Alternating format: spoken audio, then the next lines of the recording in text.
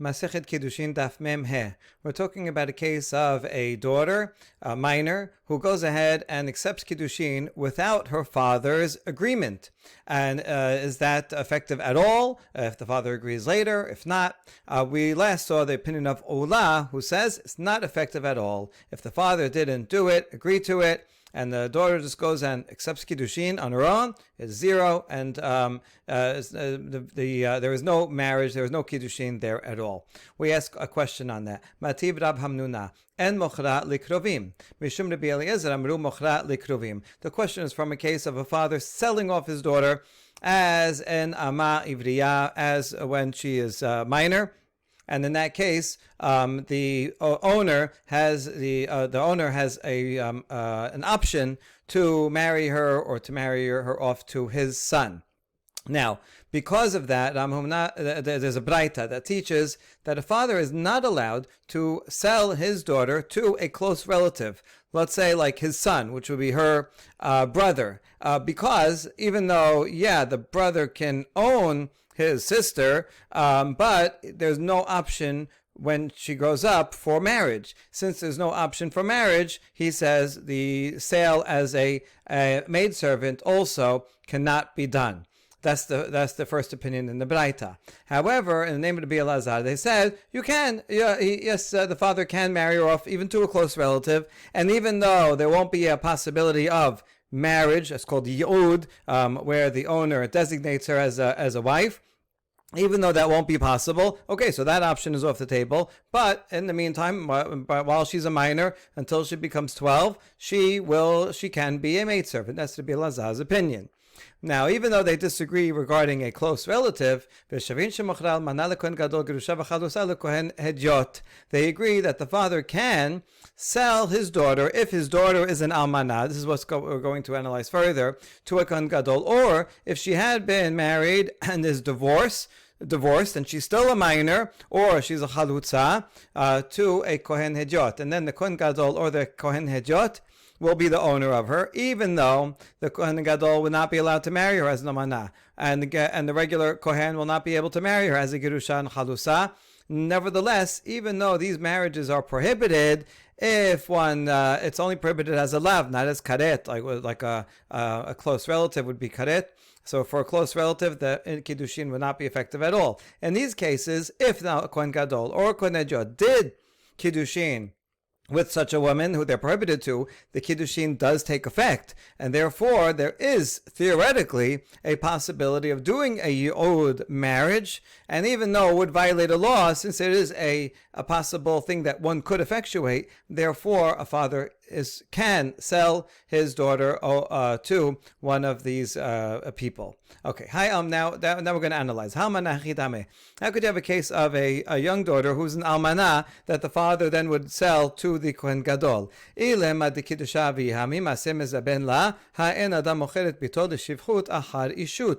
we're talking about a case where for the first marriage the father had married her off with his consent, so then, is he allowed to sell her? We have a rule that a father is not allowed to sell his daughter as a slave after he already married her off. You can't go from higher status to lower status, and so he already married her off to some other guy.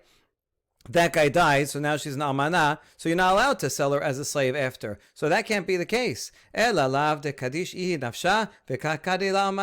must be that the father didn't marry her off. She went and did Kiddushin for herself, and even though she did Kiddushin for herself, we don't consider that to be nothing, like Ula said. Rather, we consider that marriage to be valid, such that when the husband dies, she's called an almanah, and she would be prohibited to a kohen gadol. You see from here that a minor daughter who does marriage on her own is considered a marriage, and that is against Ola.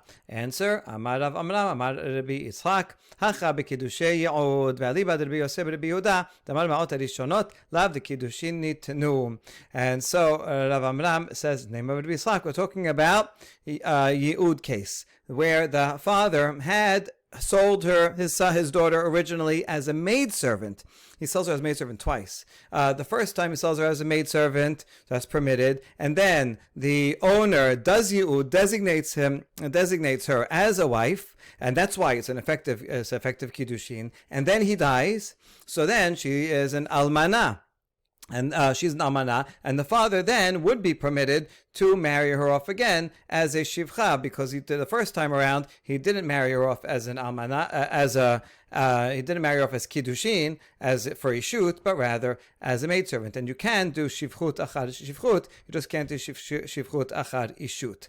This answer would only work according to the Biyoseh Yehuda, who says that the original sale price, the original money that the owner gave to the father, does not become money for Kiddushin. The other opinion says that once the owner does Yi'ud, so retroactively that money that he paid for the father becomes Kesef Kiddushin. According to that opinion, that original sale, even though they had in mind for Shivchut, now turns into Ishut. And therefore, when this owner dies, that was already Ishut, and he would not be able to sell her as a Shivcha. So we're not going to follow that opinion. Instead, we'll follow the opinion of Rabbi Yosef ben Yehuda, who says that the Kiddushin is effectuated by the remaining time of her service as a Shivcha.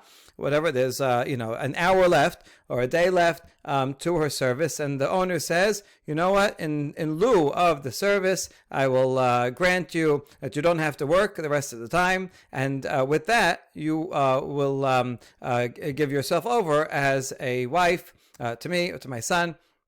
And so the original sale remains a sale of shivchut, and then if that owner dies, then since you can do shivchut achar shivchut, so that would be the case. With this answer, we have no problem explaining this braita, even according to the opinion of Ula. Okay, next we go back to Rav, who, in the same case of a daughter who goes and accepts Kiddushin on her own, he disagrees with Ula. He thinks that there could be a possible Kiddushin here, because if the father would later say, oh yeah, I agree to that, that's fine, then the Kiddushin would be valid. And therefore, in order to get out of it and to cover all possibilities, she needs a get and also mi'un. Okay, now we're going to complicate this one step. Itmar, met v'nafla lifnei achiv liyibum. Amar Rav Huna amar Rav, mema'enet lema'amaro, ve'ena mema'enet lezikato. If a girl accepts Kiddushin without her father's permission, and then that husband, or potential husband, dies, and they have no children, and then she falls to the brothers as a yevama to do yibum. So what will be the consequences if she wants to now get out? What does she have to do? So Rav says it depends.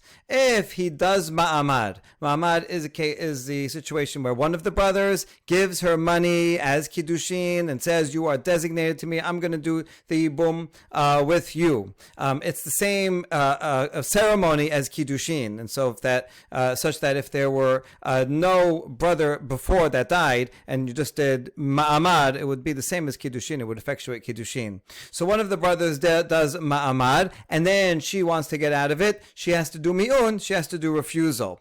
If none of the brothers did mi'un and she wants to get out, then she only has to do chalitza, as we will see. So now we're going to explain this statement of Rav is really terse. Let's see what it means. Kesad asaba amar sricha get usricha chalitza usricha mi'un. When Rav says that she needs mi'un, he actually means in addition to the other things that she will need. So once again, she does kiddushin without her father's permission. The guy dies, and one of the brothers says, "Hareat mikudeshet li, I'm going to do the yibum with you."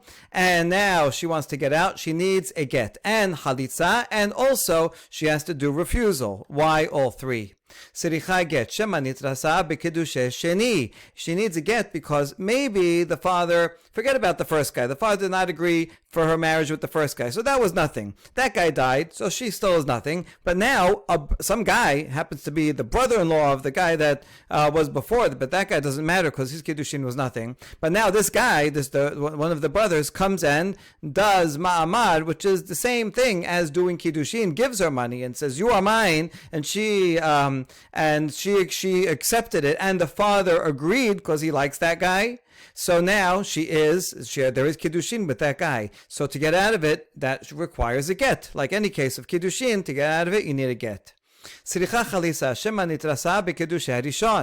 she still would require chalisa because perhaps the father did agree with the first marriage that she accepted on her own with that original guy, and so she was married to that guy. That guy died. Okay, so that marriage is over, but that creates a zikah that she has to be with the second, with one of the brothers. In order to get out of that, like any regular case, she has to get chalisa.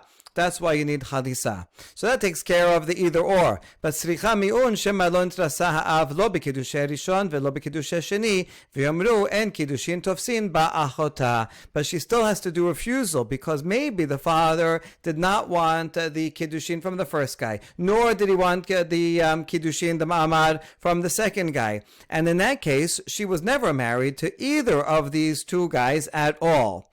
Now, since if she was never married to any of the two guys, technically, if the surviving brother that did the ma'amad with her, if he would go and try to do kiddushin with this girl's sister, then that would be a good kiddushin because he never had any relationship with the first sister who went through this ma'amad, and so therefore he could marry the other sister. However, people will look at this and say, wait, she got a get. So if she got a get, that means that this guy was married to the first sister, and then if she tries to do kiddushin with the second sister, that kiddushin will be null and void because you cannot allowed to be married to two sisters. And if were ever married to one sister and she's still alive, then the kiddushin with the second sister is null and void. So people will think that second kiddushin will be null and void, but in fact it could be that the father never agreed to either the first or the second, and therefore that kiddushin is good. So you need ma'amad as an indicator that get was not necessarily needed.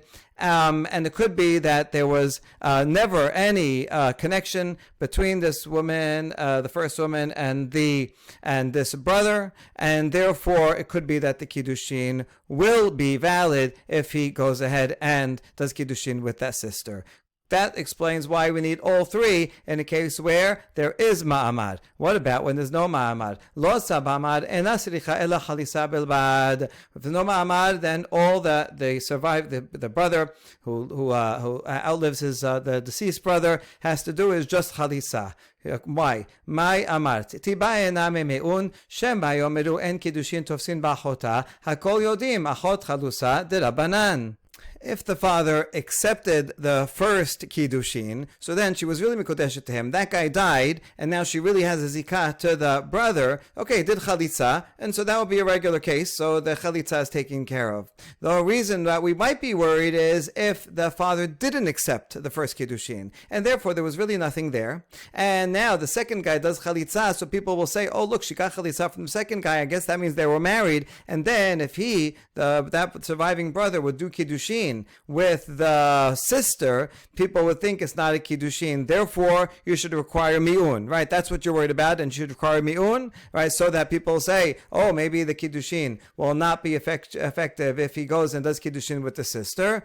But you don't have to worry about that because everybody knows that the sister of a halusa is only prohibited midrabanan, right? If you have two sisters and some guy did halisa with one of the sisters, so he's prohibited midrabanan to go and marry the other sister. But because it's only midrabanan, so he shouldn't do it. But if he does it, the kiddushin will be valid. So therefore, even if the father didn't accept the first kiddushin, and there was never anything here, and therefore the chalisa was for nothing, and people will think that, oh, she's a chalutza. So what? So if people think she's a chalutza, and he goes ahead and does kiddushin with the other sister, the kiddushin will be valid in no matter what. It's different from a case of divorce, when they were fully married and there was a get or possibility of full marriage and a get, in which case that would be a prohibition midoraita, and that kiddushin that would not be valid. But in case of halitza, the kiddushin is always valid. Damar shakish kan shanabi achot kirusha midoraita achot chalusa midivre sofrim. Shakish quotes Rabbi Yehuda Nasi giving this law that man is if he tries to marry a sister of someone who he was married to and divorced, then that's prohibited midoraita, and therefore the kiddushin will not be effective. Whereas if he does kiddushin with a sister of someone who he did chalisa with, even if he required the chalisa, that's only a prohibited midrabanan, and therefore the kiddushin would be valid. Now we have an interesting case of a father who tries to marry off his son without the son's permission. Yeah, these two men, two fathers, drinking wine under a poplar tree in Bavel.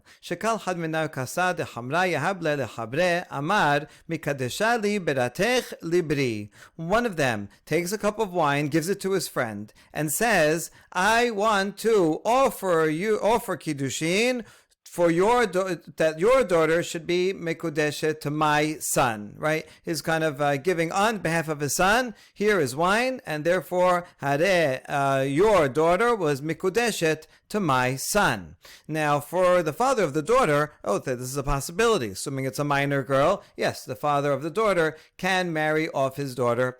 However, what about the son? Amar Ravina, afilu leman damar chashinan shema nitrasa ha'av, shema nitrasa ben lo amrinan. Ravina says, even according to Rav and Shemuel and the previous couple of dapim, who say that if a daughter goes and accepts kiddushin without the agreement of the father, we still have to worry that maybe the father afterwards will say, you know what, I wanted that, and therefore it's a good kiddushin. Even according to them, Ula, remember, disagreed and said, no, it's not good it's nothing at all. But even according to the ones who say, yes, we do worry about that, in this case, when the father does it on behalf of the son, it's certainly no good. A man a groom has to give the kiddushin himself. He has to know it and want it. And if the father goes and does it on his behalf, we don't worry that, suspect that, well, the son wanted it, and therefore retroactively, the father's action is good. No, this is a zero, and the two fathers, right, they can make all the plans that they want, but without the groom actually being there,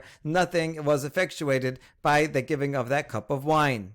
But the rabbis challenged Ravina. How do you know? Maybe the son appointed the father as a messenger. Although a father can't marry off his son, but anyone can appoint a messenger, and the son can appoint any friend, anybody. So maybe he told his father, listen, Dad, I like that girl. Can you be my shaliach to offer kiddushin on my behalf to that girl's father? And then that would be okay. And then maybe we should worry about that. And the answer is, no. Nobody is so brazen, disrespectful to appoint his father as a shaliach. Nobody goes to the father and says, hey, Dad, can you do me a favor? Can you go pick up some milk for me? You don't ask your father to go and do favors for you. You can ask a friend, right? But you don't make your father a shaliach.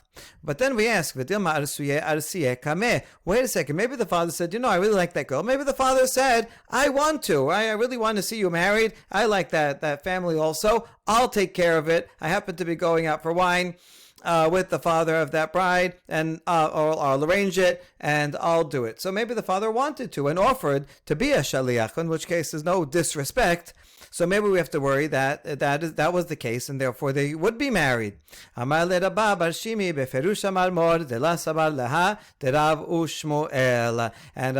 explains that he heard from Ravina explicitly that he disagrees with Rav and Shemuel fundamentally, even in the case of a minor girl who accepts kiddushin without her father's permission. If the father later would say, I agreed to it, Rav and Shemuel says we suspect that there is kiddushin. Ola said we do not, and Ravina agrees with them, and that's why, since he already disagreed with Rav and Shemuel in that case, certainly in this case we're not concerned that maybe in fact the son had agreed to it. You need the parties themselves, the responsible parties. In the case of the groom, has to be the groom himself has to be there. We don't assume that he appointed a shaliach. In the case of the girl, the father has to agree to it, and we don't assume that the girl did it, but the father would have agreed to it had he been there.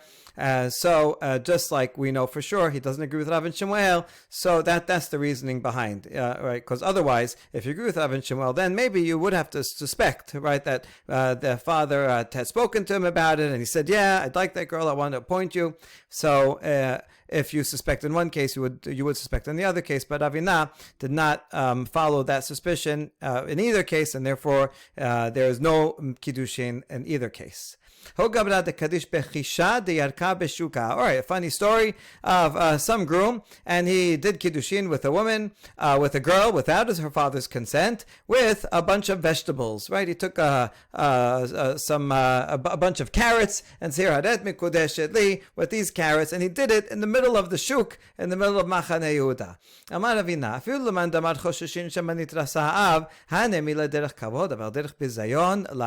and Ravina says, even according to that other opinion, which he just doesn't agree with, but even if you follow Rav and Shemuel, who say that, you know what, in such a case, when the daughter agrees without the father's consent, we have to suspect that maybe the father would have consented, and therefore you're going to need a get and mi'un and all that. Even according to them, in this case, you don't have to worry, because no father would agree if it was given in such a degrading manner. Only if it was in a dignified manner, and they went to a proper place or one of their homes, and he gave her a coin, a ring, something, but a bunch of vegetables in the middle of the marketplace, no father would say, "Oh yeah, I would have agreed to that." Nobody would let their daughter be degraded like that.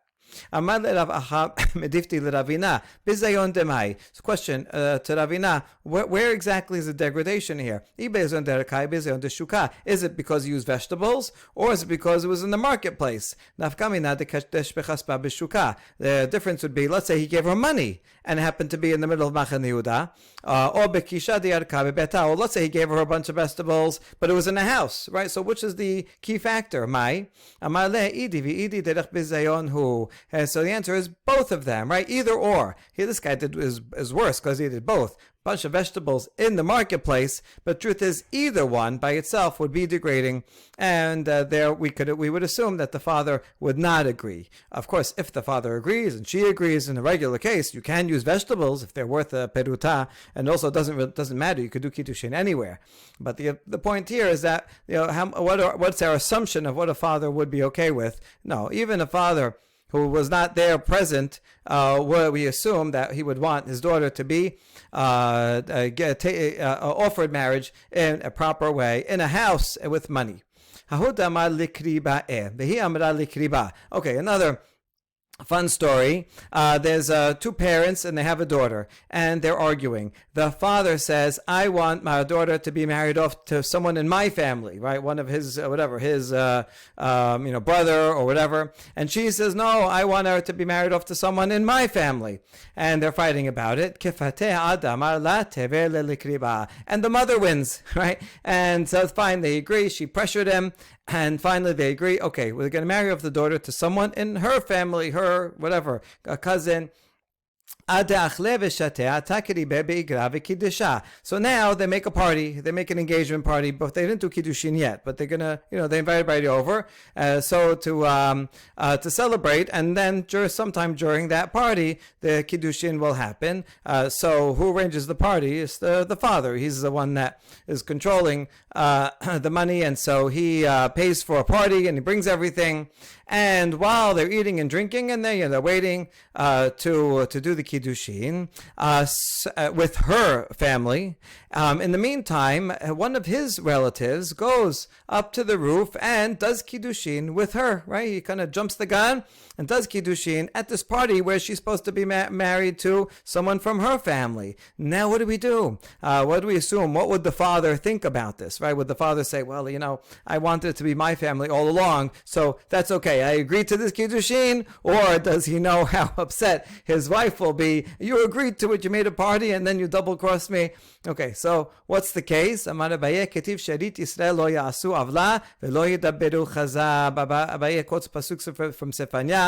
The Jewish people do not do iniquity nor speak lies. And if the father agreed to the mother that it'll be someone from your family, from the mother's family, he's not going to lie and take back his word and say, you know what, I'm happy they did this Kiddushin. No, the father's going to come and say, how dare you go up to the roof and marry some other guy, and he'll say to his relative, how dare you go and give Kiddushin to her? I do not agree to this. It's null and void. And therefore, we don't have to worry anything about that. That's Abaye. Rava agrees, but for a different reason. Rava amar chazaka en adam torech besuda mafsida. He says a person is not going to take the trouble of preparing a meal, either paying for it, or maybe he's doing the barbecuing and preparing the food. A person's not going to do all that for nothing. Meaning that because he agreed with his wife that she would marry someone from her side, and so he prepared the whole thing. That means he really did agree, even though he argued at first. Now he agreed that it should be someone from the mother's family, and therefore he's not going to accept someone from the father's family coming and giving the kiddushin because that's not what he made the party for. Okay, so they both agree. Now, my benahu will be a practical case where there could be a difference between Abaye's reasoning and Rava's reasoning. Let's say the father didn't make the party. Some friend went and he threw the party and did all the work, and the father just showed up. So, according to Rava, since he didn't make the party, and so it doesn't show that he totally accepted, so maybe we have to worry that in the back of his mind said, oh, one of my relatives did it? Yeah, I'd be okay with that. And so maybe he would change his mind and double cross his wife. But according to Abaye, no, once he agreed, he's not going to go back on his word. He's not going to make his word a lie. And even though he didn't spend any money in making the party, nevertheless, he's going to be honest in his statement that he said to his wife. He agreed that his daughter would only marry someone from her family, and so even if he didn't make the party, he would stick to his word, and that offer of kiddushin from someone from his family is in fact null and void. So far we've been talking about cases where a minor girl goes and does kiddushin without her father's permission. Now we're going to switch over to nisuin, and the father of a minor girl also has to agree to the nisuin. So what happens if she does nisuin on her own? Nitkadesha ledat aviha vehalach aviha limedinat hayam ve'amda veniset. So the father was around for the kiddushin, he agreed to it, and so that the kiddushin is for sure valid midoraita. However, then he goes away on a trip, and in the meantime, she does nisuin, right? Whatever that is. She does a chuppah. They're living together. Is that valid? Amar Rav ochelet bitruma ad shevaviha v'yimche. Rav says, yes, it is valid, and the proof is that she can eat teruma. If she is a bat Yisrael and the husband is a kohen, she can start eating teruma. You can only start eating teruma from the time of nisuin. So he says, yes, we assume the nisuin is good unless the father comes back and protests. Then he'll say, no, I never wanted this marriage. Okay, then they'll have a problem. But since he's away, we're assuming that he agreed to the kiddushin, he would agree to the nisuin, and so she can eat teruma in the meantime.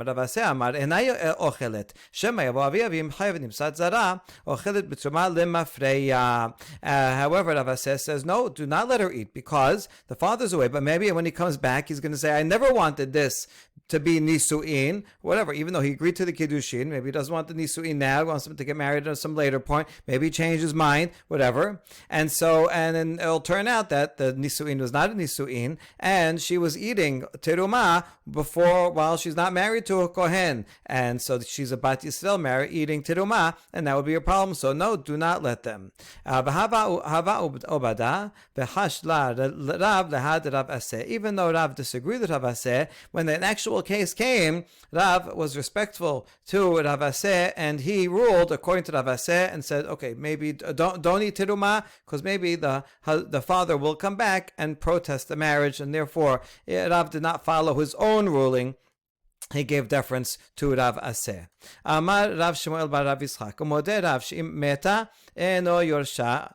Okay, now even Rav, who says that we consider them married while the father is away, he would agree that if she dies in the meantime, that the husband would not inherit her. Normally, after Kiddushin, she still retains the right to her family would still retain the right to her inheritance if she dies. It's only at Nisuin and on, then the husband would inherit her. So in this case, even though Rav says she can eat teruma, so sufficient, we assume that the father would agree, And so that's sufficient of an assumption that she can eat terumah, but it's not sufficient for monetary things, because in money things we say leave the money in the possession of its owner. The previous status quo owner of the rights to her inheritance is her family, and therefore the husband would have to prove that the father had agreed to it, would agree to it, before he can extract that money. And so Rav makes a difference between terumah law and monetary law. Ditkadesha ledaat v'niset shelo ledaat ve'abiha kan. Okay, though that case before was when the father is away. But what if the father is in town and she does Kiddushin with the knowledge and acceptance of the father? So the Kiddushin is certainly good, but then she goes and does Nisu'in, right? She moves into his apartment, and without the father's agreement, even though the father's in town, and he doesn't say anything. How should we construe his silence? Rav Huna Amar ena ochelet, Rav Yirmiyah bar Abba Amar ochelet. Rav Huna says she cannot eat terumah, no marriage here. Rav Yirmiyah bar Abba says she can eat terumah, it's okay. Why? Rav Huna Amar ena ochelet, afilu Rav de Amar ochelet, hatamhu de la ite le'av, aval hacha de ite le'av, hay de ishtik mirtach ratach.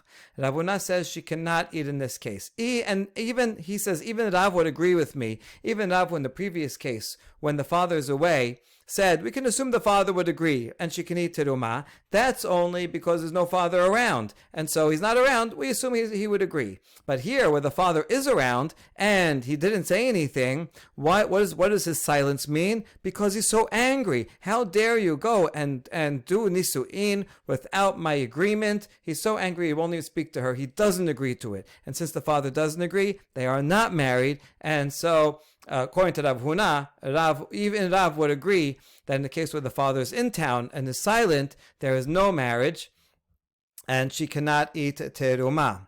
However, Rav Yirmiyah bar Abba says the opposite. Amar ochelet, she can eat terumah. Afilu Rav Ased Amar ena ochelet, hatamhu d'shema yavo avi avimche, aval hacham d'shatek itnecha le. Now Rav Yirmiyah say in this case she can eat. He says even Rav Aseh would agree with me, even though in that case, when the father was away, Rav Aseh said she cannot eat, because maybe the father will come back and he'll protest. But in this case, the father is around and he was silent. Why was he silent? Because he's okay with it, right? Maybe he would have preferred, you could have come and asked me, but you know what? I'm really fine with it. I accepted the Kiddushin, and you went and did the Nisu'in. And if he protests, well, then we know he would say something if he was upset about it. For the silence, we can take as acceptance. And so therefore, even Rav Aseh, who says she cannot eat when the father is away, if the father's in town and they go and do Kiddushin without the father's knowledge and he doesn't say anything, then according to Rav Yirmiyah bar Abba, everybody would agree that she can eat. Okay, interesting. Now, next case, Nitkadesha shelo ledat aviha v'niset shelo ledat aviha ve'aviha kan. She did the Kiddushin and the Nisu'in without the consent of the father, and the father is in town. What about that case? This is interesting. Rav Huna Amar ochelet. Rav Huna says she can eat. Now this is curious because Rav Huna said over here that she cannot eat in the case where the Kiddushin was with acceptance, but the Nisu'in was not. Rav Huna says no good. And yet here, when there was no acceptance, not even for the Kiddushin, Rav Huna says it's a good marriage. We'll have to see why.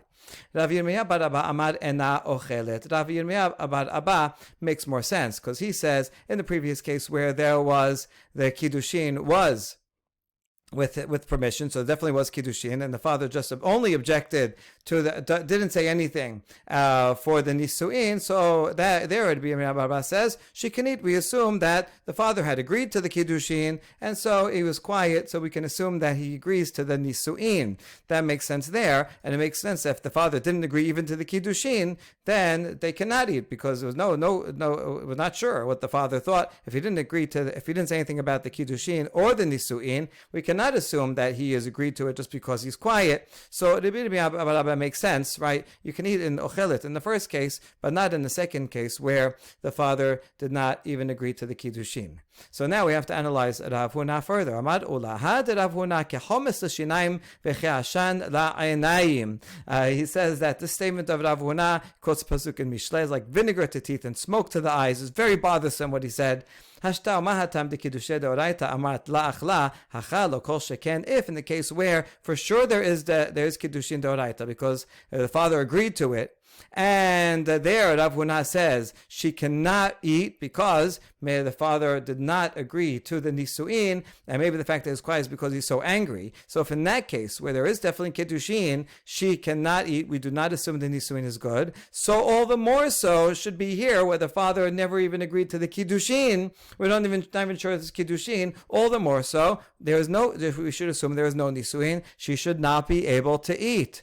Rather, he says, it seems like the student is the preferable opinion. Rabbi Meir bar Abba was like a student compared to Rav Huna, and even though usually the teacher would know better, Ula says, I can't understand what Rav Huna is saying. However, comes to save the day, Amar Rava, my tamad Rav Huna. We have to save Rav Huna. He said something, right? He must have had a good reason.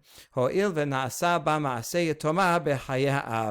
his reasoning. Since the father didn't agree, and didn't say anything when she did Kiddushin, and then he didn't agree and didn't say anything regarding the Nisu'in, she's being treated like a Yetoma, like an orphan in the life of her father. So even though her father's alive and in town, the fact that the father is completely ignoring his daughter means she takes on the halacha as if she's an orphan. A minor girl who's an orphan, if she goes ahead and accepts Kiddushin without her father, she doesn't have a father, that Kiddushin is effective.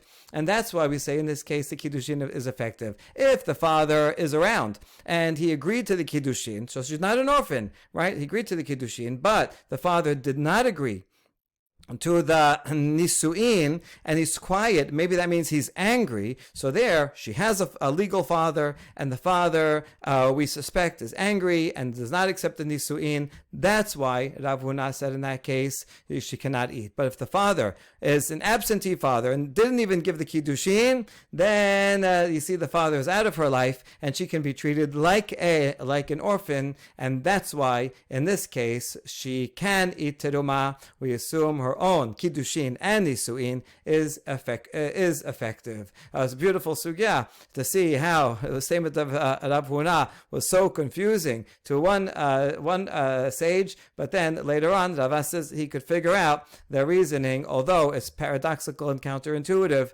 Now that you hear it, right, it makes a lot of sense. Baruch Adonai Le'olam. Amen ve'amen.